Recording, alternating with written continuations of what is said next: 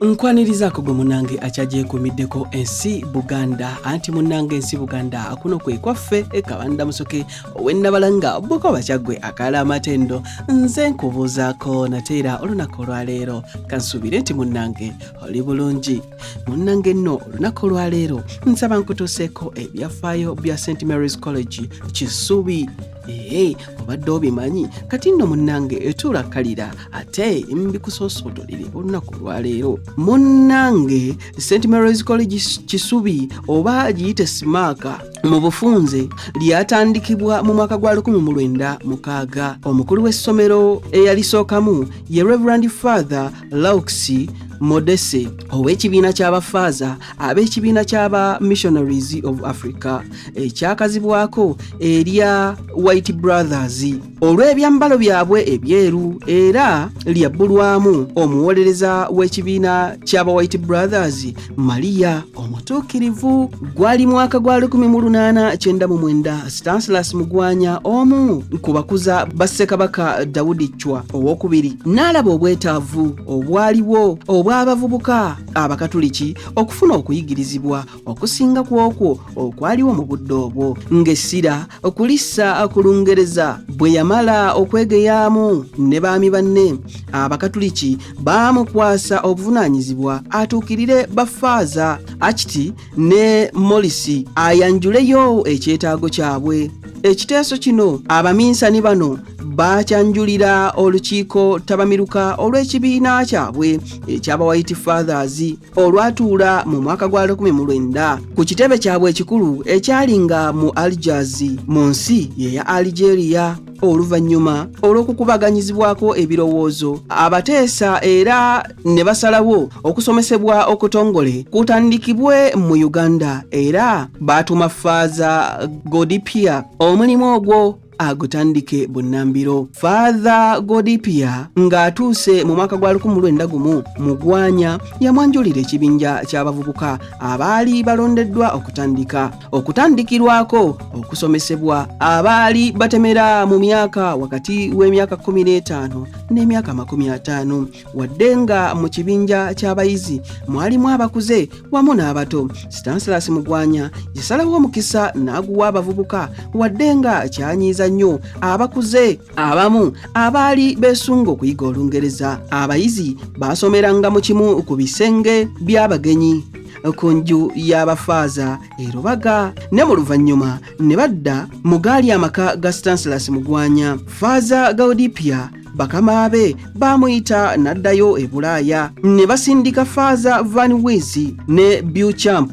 Bano engeri gye baali Abangereza ate nga bamanyi obukodyo bw'okusomesa baaleetawo enkyukakyuka ey'amaanyi era ey'amangu mu bayizi. Na bano baatumibwa awalala ne basikirwa Father Prentice. Mu mwaka gwa 1906 abakulira ekibiina ky'aba White Fathers baasalawo mu butongole okutandikawo essomero lyennyini mu kibuga kya Uganda ekikulu n'okuliwa obuyambi bwa ssente lisobole okusomesa abavubuka abakatuliki bavuganye ku bifo by'obuvunaanyizibwa mu gavumenti. Amasomo g'ebyamagezi ag'ensi nga gakusomesebwa mu Lungereza wazira ng'ag'eddiini go gasomesebwe mu nnimi ennansi eddiini esobole okunnyikira obulungi. Essomero lino eryali likyali ku Lubaga lyatuumibwa St. Mary's School era ne balikwasa Father Laux Modese ng'omukulu w'essomero waalyo eyasooka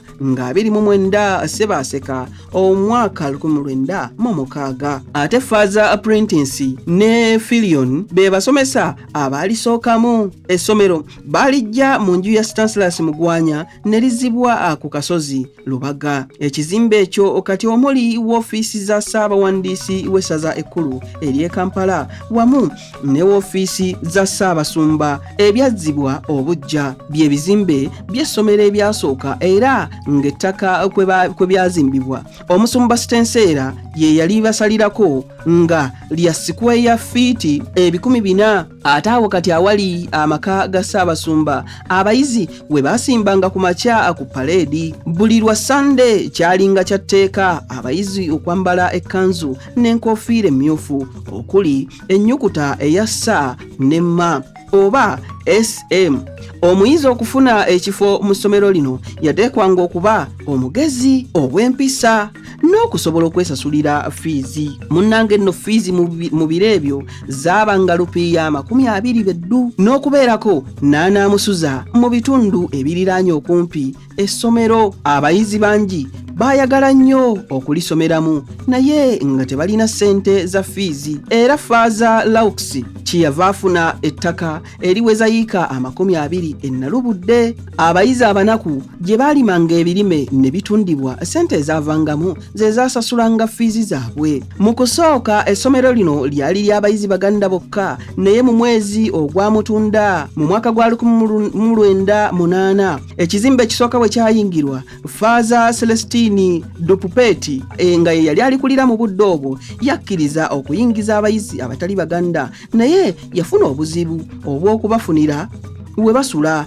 anti mu byalo ebiriraanyeewo ng'amaka g'Abakatuliki agaali geetoolodde akasozi Lubaga gaali tegakyasobola okusuza bayizi basukka mu abo be baali basuza mu biseera ebyo. Mu mwaka gwa 1999 we yatuukira ng'essomero lirimu abaana 110 beddu, nga lya bibiina 4 n'abasomesa 4 bonna nga bafaaza. Mu mwaka gwa 1912 ekibinja ky'abayizi abaasookera ddala okusoma Oluzungu n'okubala n'ebyafaayo n'empandiika y'Oluganda baamaliriza emisomo gyabwe era baaweebwa satifikeeti ezibakakasa okuva mu gavumenti y'abafuzi b'amatwale. Mu mwaka gwa 1915 Faaza John Forbes ye yali omukulu w'essomero, naye mu mwaka gwa 1918 bwe yafuulibwa omusumba bwe baddukanyiza awamu emirimu n'omusumba Stensera, essomero ne balikwasa Faaza Firioni alikulire. Ono teyalwawo ne balikwasa Faaza Edward Michaud abeera omukulu waalyo okutuusiza ddala lwe lyava mu mikono gy'abafaaza okulikulira ne likwasibwa Babulaza ab'ekibiina ky'aba Brothers of Christian Instruction. Mu mwaka gwa 1926 Makerere University College bwe yatandikawo mu mwaka gwa 1922 abamazeeko St Mary's School bayambuka akasozi Makerere basome diploma mu masomo ga obusaveya, obusawo, obusomesa n'obulimi. Era mu mwaka guno essomero lyakyusaamu ku linnya lyalyo ne lyetuuma St Mary's College Kisubi, ne litandika n'okusomesa amasomo ageekuusa ku by'obufuzi. Lubaga awali watandise okufunda olw'ebizimbe bye baali bazimbyewo ebiwerera ddala 4, ate nga n'ettaka likaddiye saako enjala gw'omuwadde akatebe eyagwa mu Buganda ne Uganda yonna mu mwaka gwa 1914 ne mu mwaka gwa 1918. Ebyo bye byawaliriza abafaaza okusengusiza essomero ekisubi mu mwaka gwa 1922 gye balowooza nti wo waali wagimu basobola okulimira abayizi emmere emala. Ettaka ly'ekisubi eriwereza ddala obwagu obwagagavu bwa sikweya mayiro 4 n'ekitundu. Kabaka Muteesa asooka ye yaligabira ba White Fathers nga bakajja mu Buganda bazimba okwo. Mu mwaka gwa 1922 Makerere College neggulibwawo St Mary's College Kisubi yasindika abayizi baayo abasooka era 5 ku bo baatuula ebibuuzo ebibayingiza Makerere College ne babiwuuta buva nte baakomaokwo. Sikaala zonna 5 gavumenti ya Bungereza ze yali etaddewo okuweebwa abayizi abasinze okuyita obulungi. Abavubuka 5 abaava mu St Mary's College zonna be bazeetikka era ne bagenda basomerera obusawo era abaddugavu abaasooka okufuuka baddokita mu Uganda ne mu buvanjuba bwa Afrika nga be baddokita Bamujje, Dokita Bamundaga ne Dokita Baziwane. Baali ba mwaka guno nga basomedde mu St Mary's College ekisubi. Emirimu gy'okulyowa emyoyo ba White Fathers bwe gyabayinga ne basalawo batuukirire ekibiina ky'Ababulaza ekimanyiddwa mu nsi yonna nti kiri tekisomesezza bayizi kyekansa ekiyitibwa eky'aba Brothers of Christian Instruction. Bakikwasa eddimu ly'okubangula abayizi era nga 29 Gatonnya wa 1924 omusumba Forbes yeesitula n'agenda e Jersey Island n'asaba abakulira ba Bulaaza bano babasindikireyo ba Bulaaza era ne ssenkulu waabwe Brother John Joseph n'akkiriza nti ajja kumusindikirayo bana mu 1926 era munnange bwe gwali nga lumu Mutunda omwaka 1926 Father Mitchell yakwasa Bulaaza Charles Jones essomero mu butongole nga ba Bulaaza banne beyajja nabo okuddukanya St Mary's College nga be baliddukanya era nga kuno kuliko